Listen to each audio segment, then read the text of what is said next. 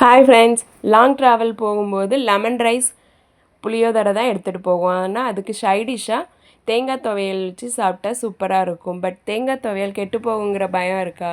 இந்த தேங்காய் துவையல் கெட்டு போகாமல் எப்படி செய்யலான்னு பார்க்கலாமா? இதுக்கு ஒரு வடைச்சட்டியில் அடுப்பில் வச்சு கொஞ்சம் நல்லெண்ணெய் சேர்த்துக்கிறேன். இதோட தேவையான அளவு வரமிளகா, 10 பல் பூண்டு சேர்த்து ஃப்ரை பண்ணிக்கிறேன். இதோட ஒரு சின்ன துண்டு புளியையும் கொஞ்சம் கருவேப்பிலையும் சேர்த்து நல்லா ஃப்ரை பண்ணி தனியாக எடுத்து வச்சுக்கிறேன். இப்போ அதே வடைச்சட்டியில் தேவையான அளவு துருவின தேங்காயை சேர்த்து நல்லா லோ ஃப்ளேமில் வச்சு பொன்னிறம் ஆகிற வரைக்கும் நல்லா வறுத்து எடுத்துக்கிறேன்.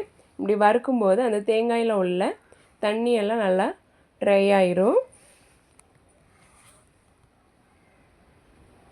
இது நல்லா வறுத்து ஆற விட்டுக்கணும். இப்போது ஒரு மிக்சி ஜாரில் வறுத்து வச்சுருக்கிற பூண்டு வரமிளகாயெல்லாம் சேர்த்து அதோட தேவையான அளவு உப்பு சேர்த்து கொரகொரன்னு அரைச்சி எடுத்துக்கிடணும்.